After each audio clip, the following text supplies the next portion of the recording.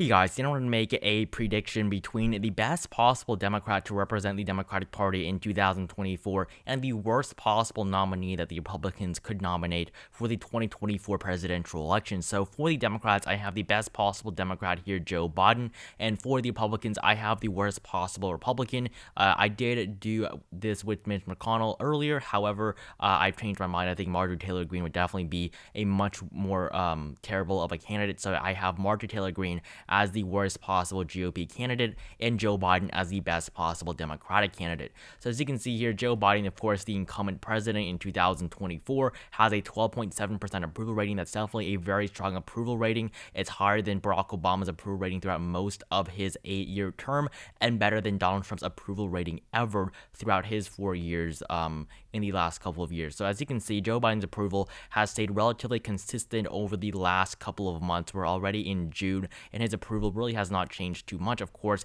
he had a much higher approval and a much lower disapproval, really more of a much lower disapproval, because his approval rating has essentially been sitting at around 54% throughout this entire time. So not too much of a change. However, that does make him the most popular major politician in the country, more popular than any of the leaders in Congress and Kamala Harris as well. For Marjorie Taylor Greene, as you can see, very, very unpopular. I mean, everything about her is unpopular. She has an average 24% approval rating among Republicans. So if she were to win that nomination, it would definitely be a little bit of a stretch. But, if you saw 2016, Donald Trump came in with a much lower approval rating among the Republican Party. He was polling way worse than 24% for Taylor Greene here. And I think that, if Trump doesn't run, she definitely could have, that some small percentage of people that is very dedicated to her and her campaign in 2024. So she has an average 24% approval rating among the Republicans, and as a whole, currently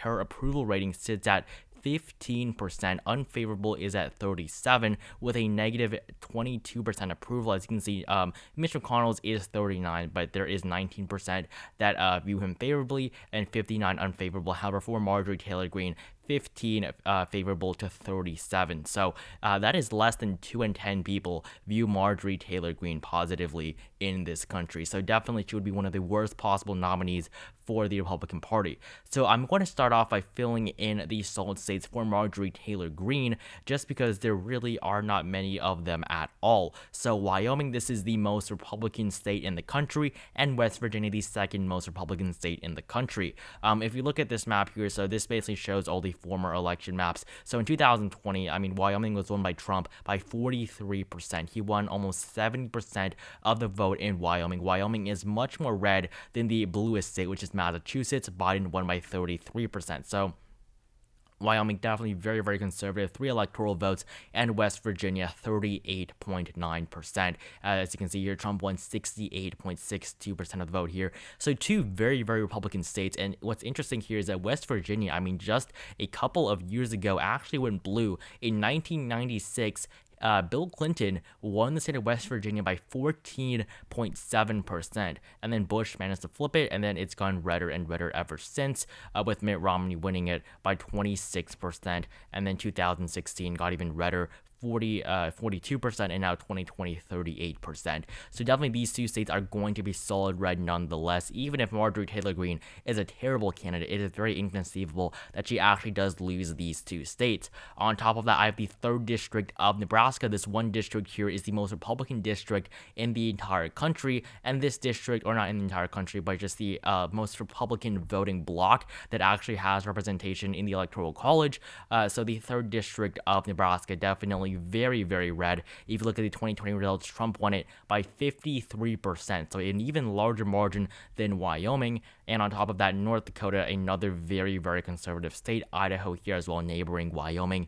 And of course, Oklahoma I have as the final solid red state. So this gives Marjorie Taylor Greene an impressive 22 electoral votes from her solid states. Now for Joe Biden, there are definitely a lot more. I'm going to start off with the traditionally solid Democratic states. I will include Colorado as well as New Mexico on here. These are a little bit less surprising. And then for the East Coast, very, very many solid Republican states for Joe Biden. Definitely he is going to do very, very well in many of these states. Now, these are your typical solid Democratic states. I'm also going to give basically the entirety of Maine as solid for now. The second district as well, definitely I think will be very, very solid for Joe Biden against a potential Marjorie Taylor Greene candidacy as the Republican nominee. So this gives Joe Biden 180 just from his standard solid state. On top of that, I'm going to add Virginia, won by Biden by 10% in 2020. Definitely a state that he can win by a much more solid margin in 2024 against Marjorie Taylor Greene. That's 13 electoral votes to Joe Biden. Minnesota, the state with the longest Democratic voting streak, has voted for the Democrats since before Ronald Reagan swept the entire country. Ronald Reagan, the only state he did not win against, I believe it was, who did, in 1984, it was Reagan defeated Walter Mondale. So the only state Mondale won in 1984 was Minnesota, which makes Minnesota the bluest state in the entire country. He still won D.C. by an impressive 71%, but Minnesota was the only state that Walter Mondale actually picked up his home state as well by just 0.2% in 1984. So Minnesota has a very long Democratic voting history. It's not the most solid blue state nowadays. However, it's definitely going to be solid in this case. Biden won it by 7%. Clinton won it by less than 2%. So definitely the state can fluctuate and will definitely fluctuate in 2024 against Marjorie.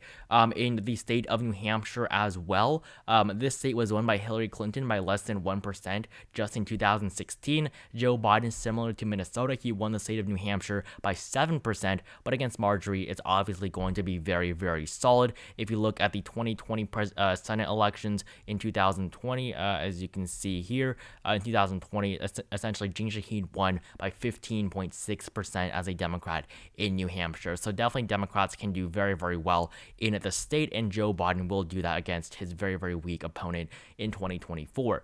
So this puts Biden at just over 207 electoral votes. Nevada will, of course, also be in this solid column most definitely. Illinois as well. I forgot to add this state. I apologize for that. Illinois, one of the bluest states in the entire country, although it is shifting right very slightly. It is definitely going to be solid. I apologize for missing that. So 19 extra electoral votes. Joe Biden now up at 232 electoral votes. And as you can see here, in the state of Nevada, 6 electoral votes, going to be very solid. Biden might have only won this by 2.4% in 2020. Same with Hillary Clinton in 2016, 2.4%. But if you go back 2008, Obama won by 12.5 against John McCain.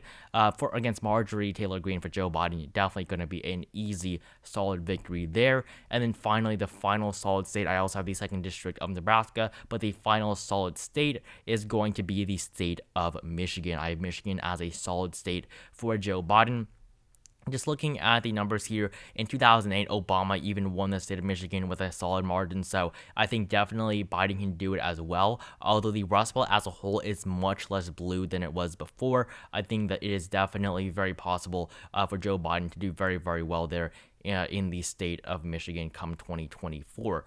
So this puts Biden up at 248 electoral votes, very, very close to 270. Now, before we get into the likely states for Joe Biden, I want to go into the likely states for Marjorie Taylor Greene. So let's boost up her numbers a little bit. Starting off with South Dakota, a very conservative state, the state of Arkansas as well, Tennessee, and Kentucky. So this really makes up the only 4 likely states on this map I have for Marjorie, putting her up at now 50 electoral votes. So she's going to win all 4 of these states by okay margins. Definitely much, much weaker. These are both states, or all 4 of them are states that Trump won by almost 30% in 2020, and it's going to be very, very disappointing for the GOP as a whole in 2024 with these kinds of results.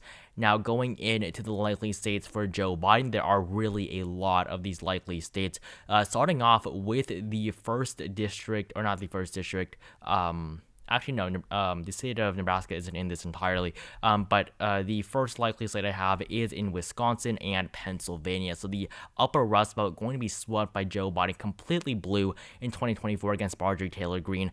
Wisconsin, Pennsylvania, I think that they would be very, very close to solid margins. I would say around 13-14%, but I think that with Barack Obama only winning these states with 13 and 10% in 2008, these states really are a lot less red or blue than they were before. And even though Marjorie Taylor Greene right now may seem like a totally completely inconceivable candidate, if she does win the Republican nomination, she is going to have support. I don't believe it will be strong, but there are definitely many, millions of Republicans that are not going to vote for Joe Biden either way and will still vote for Marjorie Taylor Greene if she is their nominee. And if she does get the nomination, she definitely is going to have, some support. So it's definitely impossible that she doesn't win any of these states.